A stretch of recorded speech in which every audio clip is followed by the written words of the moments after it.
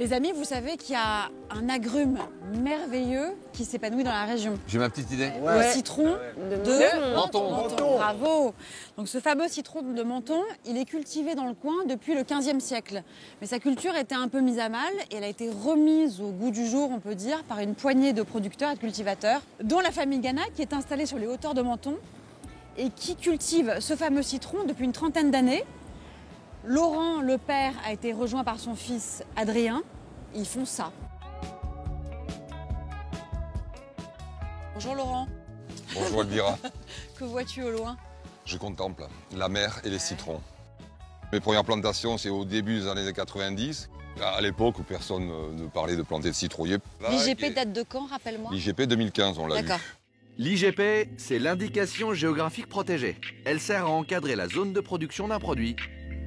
C'est quoi les contours de l'IGP? C'est la commune de Menton et les communes limitrophes. Après, il y a un cahier des charges qui est quand même drastique et qui impose des méthodes de culture bien particulières, traditionnelles, sur les questions de taille, sur les questions de fertilisation, sur les questions de traitement pendant la récolte, après la récolte. Pas de traitement phyto, hein, nous, on est en bio, donc traitement.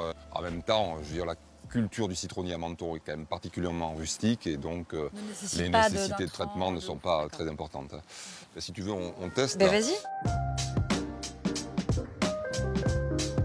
Délicieux comme ça, une petite amertume mais très peu marquée, une très grande fraîcheur, et puis il y a quelque chose de doux. Cette écorce donc, qui est vraiment sucrée, qui peut se déguster comme, presque comme un bonbon. Non mais ce qui est fou, c'est qu'effectivement l'albédo, le zeste, n'est pas amer du tout. Il se mange comme ça.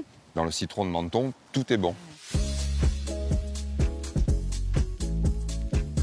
Ce qui définit vraiment le terroir de Menton, c'est ce microclimat en fait. Oui. Toutes les cultures sont organisées en terrasse, comme celle que j'ai dû faire ici, face à la mer.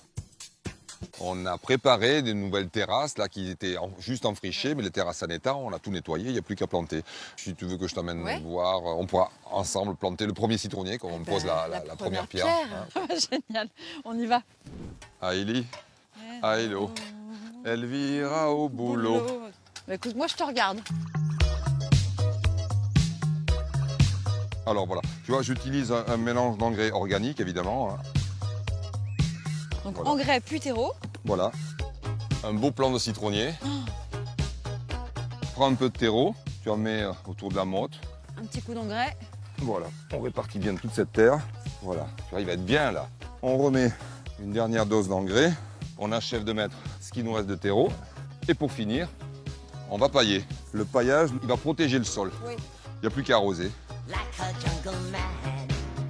je suis super contente et honorée d'assister à la plantation du premier citronnier d'une longue lignée. C'est magnifique. Moi, ça me fait plaisir, Elvira.